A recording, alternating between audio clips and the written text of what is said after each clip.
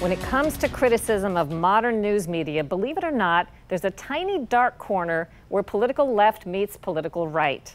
That's where we found Professor Mickey Huff of the media watchdog group Project Censored. What would you say today is the mission statement of Project Censored? Project Censored believes in a vibrant, truly independent, free press. We do not believe in censorship of any kind. We believe in factual, transparently sourced reporting. Oh, yes, let's look at fake news. We believe that there shouldn't be outside interference. It's interfering with the transmission of information. We're in the business of teaching people how to think critically, not telling them what to think. I think most every news outlet would agree with what you said about transparency and lack of censorship. So what makes you different from what's being done in the popular media?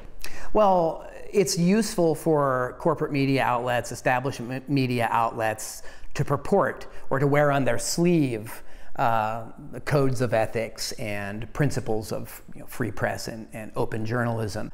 But the practices are often very different, right? So when you see, the New York Times, for example, which is routinely referred to in the U.S. as the paper of record, sort of their motto is, all the news that's fit to print.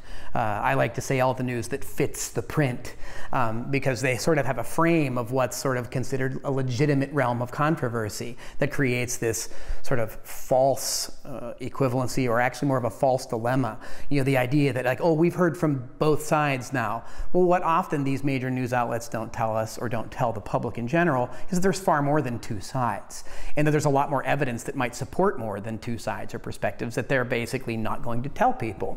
What is your view as to why those stories are censored? Self-censorship is a problem. When we see high-profile journalists losing their jobs or sort of retiring unceremoniously because of some things that they were covering or doing, that's kind of a shot across the bow to the person right out of J school or right out of school that's saying, they can take down these people, who am I, right? So I'm gonna watch what I cover. And again, you don't need to have a list of stories on the wall in the reporting room that says like, no one will report about these stories. Although sadly enough, we do know some people that have talked about those kinds of lists in some newsrooms. But in most of these cultures, it's unstated. You are politically left. Is that accurate? I suppose I'm left, yeah, I suppose. It depends on what the ideological definitions are, but people would definitely likely see me as further to the left. I'm certainly outside of what the establishment ideological positioning is in the United States. If you are generally politically left, do you see the problem of censorship of news as a right-wing or conservative problem that's primarily focused there? I think it's a problem across the ideological spectrum, and I think that it's a power problem, and people like to control narratives because they like to control agendas. There is censorship on the left, there is censorship on the right, there's censorship almost everywhere in between. Remember, it's the corporate press, the Democrats, and the Washington Post in particular that really helped kind of weaponize the whole fake news idea and meme.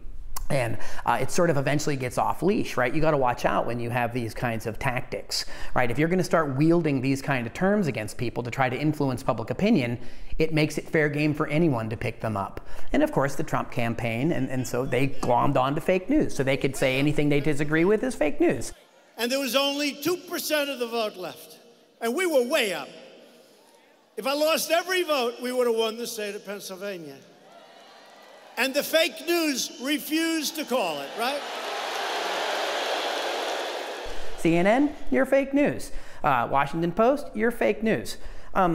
So that's an incredibly damaging thing, I believe, in terms of civil discourse, civic engagement, and just journalism in general. It's the idea that nothing is true. Editors should rethink their news judgment. Journalists should persevere in going after the hard stories. My ultimate goal would be that Project Censored wouldn't be needed at all, because we would have a vibrant and independent free press.